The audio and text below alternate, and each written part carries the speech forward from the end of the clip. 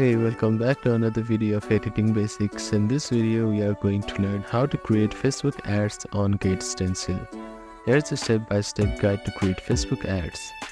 First of all, log in and start a new design. Go to getstencil.com and log in to your account. From the dashboard, you can select the design. Go to the option here and select Facebook ad format, which is 1200 by 628. You can choose a template from here. Go to the templates option and select a template that suits you. You can also go to the photos tab on the sidebar to choose an eye-catching background. Select background image from GetStencil library, or you can also upload on your own. Adjust the background opacity or apply filters from here. You can add text icon here.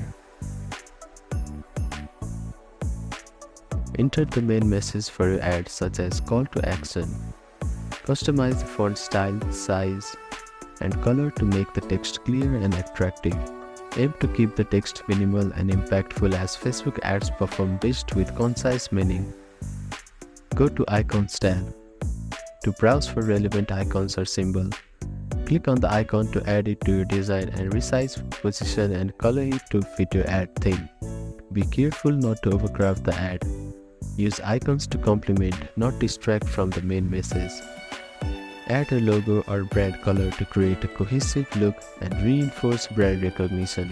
Ensure that any branding elements are placed in the corner area of the ad.